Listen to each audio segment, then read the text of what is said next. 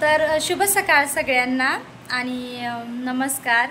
आज खूप खास दिवस होता, म्हणजे आम्हा गृहिणीसाठी तर खरंच खूप खास दिवस होता, कारण आज आहे वटपौर्णिमा। आणि सर्वप्रथम वटपौर्णिमेच्या सर्व माझ्या मैत्रिणींना आणि माझ्या बहिणींना खूप खूप शुभेच्छा। तर आजचा ब्लॉग खूप खास होणार आहे, कारण दोन गोष्टी विशेष होणार आहे। एक तर वटपौर्णिमा तर आहेच, ती एक विशेष गोष्ट, आणि अजून एक विशेष गोष्ट ती मी तुम्हाला व्हिडिओच्या एंडमध्ये नक्की कळेल। तर नक्कीच व्हिडिओ एंडपर्यंत बघा आणि कसा वाटला मला नक्की कमेंटमध्ये सांगा। तर आता मी तयारी करते। आता सर्वप्रथम तर मला जायचं आहे वटपौर्णिमेला, पूजा करून येते सकाळी सकाळी, कारण सकाळी सकाळीच पौर्णिमेची पूजा केलेली चांगली असते म्हणून 12च्या आत। तर मी आता पहिले तयारी करते आणि मग जाते पौर्णिमेच्या वटवृक्षाला पूजा करायला। तर चला मग भेटते मी तयारी करून।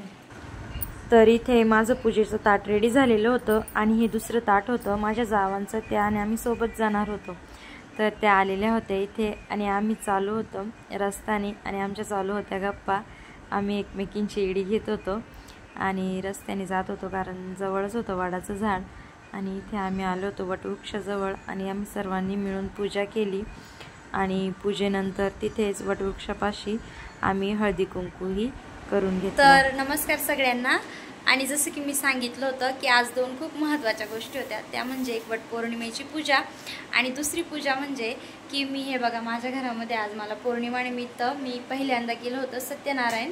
ते मी घरच्या घरीच केलेलं होतं आणि वेळ खूप शूट करायला टाईम काही भेटला नाही, कारण खूप काही गडबडीचे कामं होते आणि मला पूजा वगैरे करून आल्यानंतर नैवेद्यही बनवायचा होता।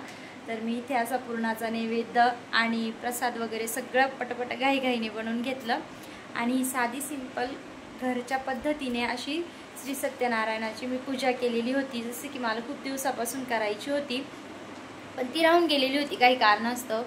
आणि मग म्हटलं चला आज पौर्णिमेचा दिवस आहे आणि खूप शुभ पण दिवस आहे, म्हणून मग मी आज सत्यनारायण पूजेचा मनाने निश्चय केला आणि तो पूर्ण निष्ठेने व्यवस्थित पारही केला। म्हणून थोडी घाई होती, त्यामुळे मी पूर्ण वगैरे शूट वगैरे करू नाही शकली आणि त्याच्यामुळे मी आता पूजा वगैरे आरती वगैरे आणि नैवेद्य प्रसाद वगैरे दाखवून हे बघा मी पूर्णाचं वगैरे असं स्वयंपाक केलेला होता सगळं करून, आणि म्हटलं चला आता तुमच्यासोबत पण जी दुसरी महत्त्वाची गोष्ट होती जी सकाळी मी सांगितली होती ती मला शेअर करायची होती। तर हीच दुसरी गोष्ट महत्त्वाची होती की पौर्णिमेनिमित्त मी आज श्री सत्यनारायणाची पूजा केली। ही घरच्या घरी साध्या पद्धतीने मनोभावाने केली तर आपण कशी करू शकतो, म्हणून मी ही घरी केलेली होती आणि हीच जी दुसरी गोष्ट मला सांगायची होती।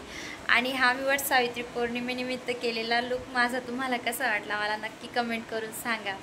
तर तुम्ही या आणि सत्यनारायणाच्या कृपेने तुमच्याही घरी सुख समृद्धी नांदो ही विनंती करते मी। आणि चला मग लाईक शेअर कमेंट।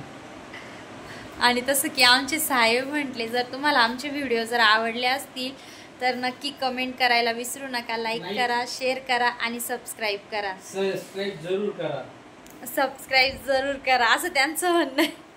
तर नक्की सबस्क्राईब करा, म्हणजे माझे नवीन नवीन येणारे व्हिडिओ, डेली ब्लॉग किंवा शेतीचे काही कामं काही नवीन वगैरे असं, कारण मी गावाकडे असते, नक्की गावाकडचं वातावरण जर तुम्हाला पाहायला आवडत असेल तर नक्की माझ्या चॅनलला सबस्क्राईब करा।